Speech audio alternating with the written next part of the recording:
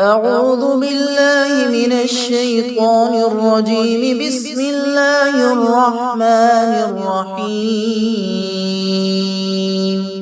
الرحمن علم القرآن خلق الإنسان علمه البيان. الشمس والقمر بحسبان والنجم والشجر يسجدان والسماء رفعها ووضع الميزان ألا تطغوا في الميزان وأقيموا الوزن بالقسط ولا تخسروا الميزان والأرض وضعها للأنام فيها فاكهة والنخل ذات الأكمام والحب ذو العصف والريحان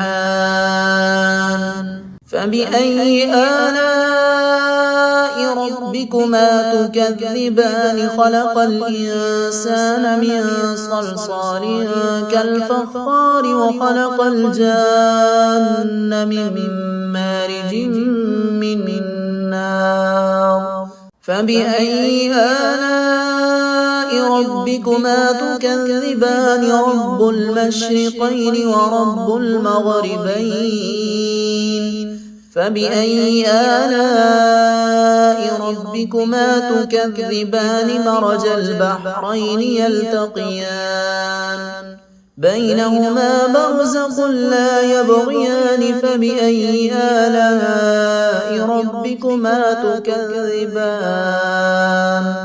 يخرج منهما اللؤلؤ والمرجان فبأي آلاء ربكما تكذبان. وله الجوار المنشآت في البحر كالأعلام فبأي آلاء ربكما تكذبان. كل من عليها فان ويبقى وجه ربك ذو الجلال والإكرام فبأي آلاء ربكما تكذبان. يسأله من في السماوات والأرض كل يوم هو في شأن فبأي آلاء ربكما تكذبان. سنفرغ لكم أيها الثقلان فبأي آلاء ربكما تكذبان. يا معشر الجن والإنس إن استطعتم أن تنفذوا من أقطار السماوات والأرض فانفذوا لا تنفذون إلا بسلطان فبأي آلاء ربكما تكذبان. يرسل عليكما شواظ من نار ونحاس فلا تنتصران فبأي آلاء ربكما تكذبان. فإذا انشقت السماء فكانت وردة كالدهان فبأي آلاء ربكما تكذبان. فيومئذ لا يسأل عن ذنبه إنس ولا جان فبأي آلاء ربكما تكذبان. يعرف المجرمون بسيماهم فيؤخذ بالنواصي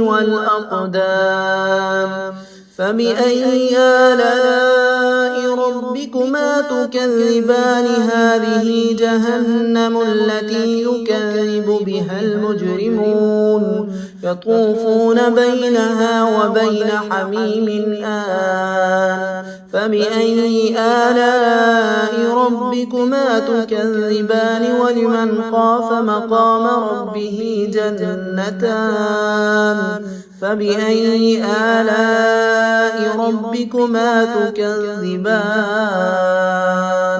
ذواتا أفنان فبأي آلاء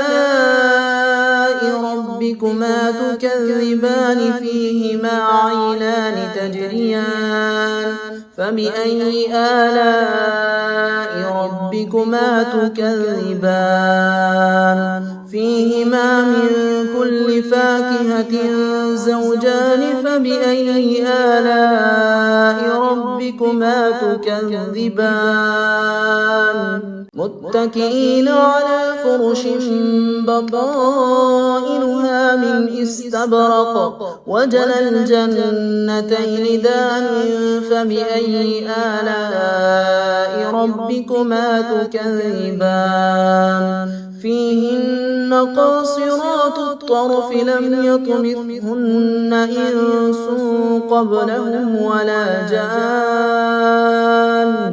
فبأي آلاء ربكما تكذبان كأنهن الياقوت والمرجان فبأي آلاء ربكما تكذبان هل جزاء الإحسان إلا الإحسان فبأي آلاء ربكما تكذبان ومن دونهما جنتان فبأي آلاء ربكما تكذبان مدهامتان فبأي آلاء ربكما تكذبان فيهما عينان نضاختان فبأي آلاء ربكما تكذبان فيهما فاكهة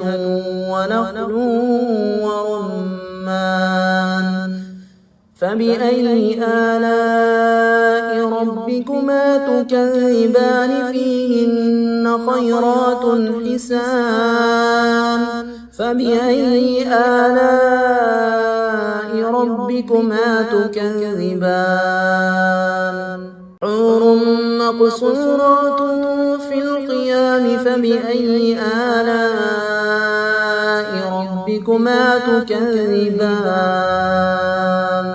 لم يطمثهن إنس قبلهم ولا جان فبأي آلاء ربكما تكذبان متكئين على رفرف خضر وعبقري حسان فبأي آلاء ربكما تكذبان تبارك اسم ربك ذي الجلال والإكرام.